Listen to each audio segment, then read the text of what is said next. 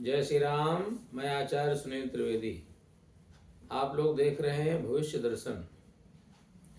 प्रायः सभी मंदिरों में घंटे लगे होते हैं और सभी लोग घंटे बजाते हैं बड़े आनंद पूर्वक। लेकिन शास्त्रों में वर्णन आता है घंटा बजाने का नियम क्या है। कहते हैं कि हमारी जो वर्णमाला है हिंदी की, उसमें जो व्यंजन अक्षर हैं 35 और उसमें 10 और मिला दें तो 45 जो व्यंजन अक्षर हैं, इनको उच्चारण करने में जितना समय लगता है उतनी देर तक घंटा बजाना चाहिए। घंटा बजाने से कहते हैं कि हमारे शरीर की बहुत सारी जो समस्याएं हैं, चाहे वो मानसिक हों चाहे वो शारीरिक हों, मन में अशांति हो, कई प्रकार की चिंताएं होती हैं, कई प्रकार के हमारे सिर में बैक्टीरिया होते हैं खतरनाक, जो हमारे बालों को हानि पहुंचाते हैं, हमारे दिमाग को हानि पहुंचाते हैं, डिप्रेशन जैसी बीमारियां जो देते हैं, यहाँ तक कि पागलपन जिसको विक्षिप्त अवस्था कहते हैं,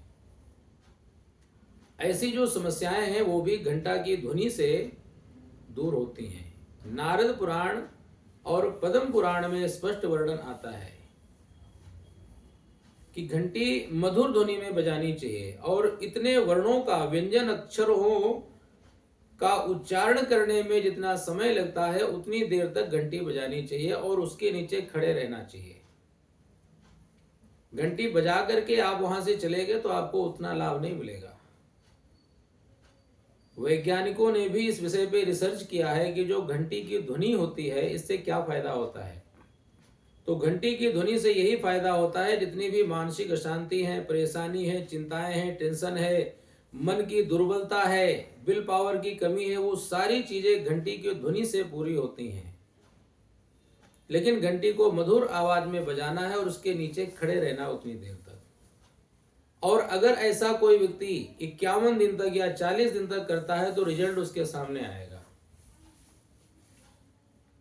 अधिकांश लोग क्या करते हैं, आए घंटी बजा के आगे निकल गए, और कुछ लोग तो ऐसे आते हैं घंटी को बजाने नहीं मारने के लिए आते, इतनी जोर से घंटी बजाएंगे और आगे निकल जाएंगे। बहुत जोर से घंटी बजाने से कर्कश आवाज आती है। घंटी मध्यम गति से बजानी चाहिए। वैसे भी हमारे धर्म ग्रंथों में कहा गया है, आगमार्थम तु देवानाम गमनार्थम तु रक्षसाम घंटानादम प्रकुर्वीत पश्चात घंटा प्रबोजयेत।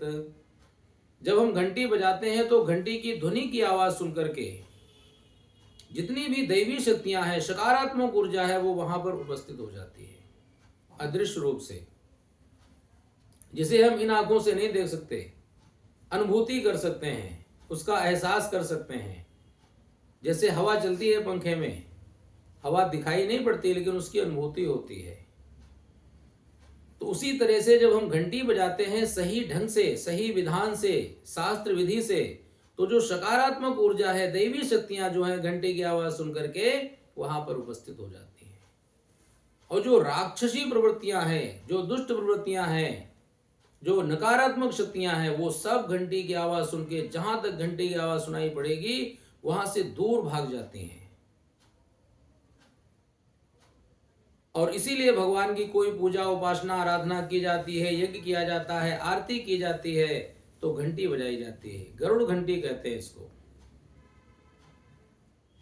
और भगवान भोलेनाथ की जब पूजा होती है तो वहां पे घंटी घड़ियाल तो बजा सकते हैं, लेकिन वहां पे शंख की ध्वनि नहीं की जाती, क्योंकि ऐसी मान्यता है शंख बजाने से जो भूत प्रेत पिशाच हैं, ब्रह्म राक्षस हैं, डाकिनी शाकिनी है, वो सब शंख की आवाज सुन करके भाग जाते हैं। और भगवान शंकर के जो गण हैं वो सब भूत प्रेत पिशाच, यही सब उनके गण हैं, नंदी भृंगी चंड इत्यादि। तो अगर वो भगवान शंकर के गण नहीं रहेंगे तो भगवान शंकर कैसे शोभायमान होंगे। इसलिए भगवान शंकर की पूजा में, उपासना में, आराधना में, अभिषेक में शंख की ध्वनि नहीं की जाती, लेकिन घंटी घड़ियाल वहां पे भी बजाए जाते हैं। और भगवान शंकर की पूजा में डमरू बजाना बहुत जरूरी होता है। डमरू की आवाज सुनकर के जितने भी भगवान शंकर के गण हैं वो सब उस आवाज को सुनकर के भगवान शंकर के पास खींचे चले आते हैं। कि हमारे आराध्य देव, हमारे महादेव की पूजा उपासना आराधना हो रही है, तो हम सब लोग वहां पे चल करके उनका प्रसाद हमें मिलेगा, हम उसे स्वीकार करेंगे। और इसी तरह से जब भगवान विष्णु की पूजा हो, देवी की पूजा हो, तो उसमें शंख की ध्वनि परम आवश्यक मानी जाती है। उससे जो भगवान विष्णु के जो पार्षद हैं, जो देवी शक्तियां हैं, वो सब उनके पास में खिंची चली आती हैं। देवी भागवत में मार्कंडेय पुराण में स्पष्ट वर्णन आता है कि हिनस्ति दैत्य तेजांसि स्वनेनापूर्यया जगत सा घंटा पातु नो देवी पापेभ्यो नः सुतानिव। भगवती दुर्गा जगत जननी जब दानवों का विनाश करती थी, तो घंटी बजा करके, उस घंटी की ध्वनि को सुनकर के पता नहीं कितने जो राक्षस हैं वो बेहोश होकर के गिर पड़ते थे, मूर्छित हो जाते थे, अचेत हो जाते थे। और उन राक्षसों के मांस को उनका जो सिंह है वो खाता था, उनके रक्त को पीता था। इतना घंटे में इतना बड़ा प्रभाव होता है।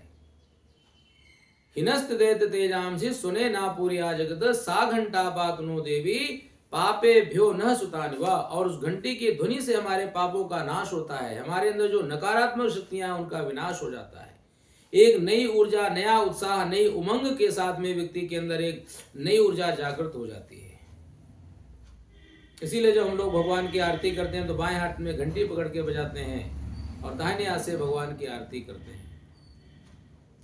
तो घंटी को शास्त्र विधि से बजाना चाहिए, घंटी को मारना नहीं चाहिए।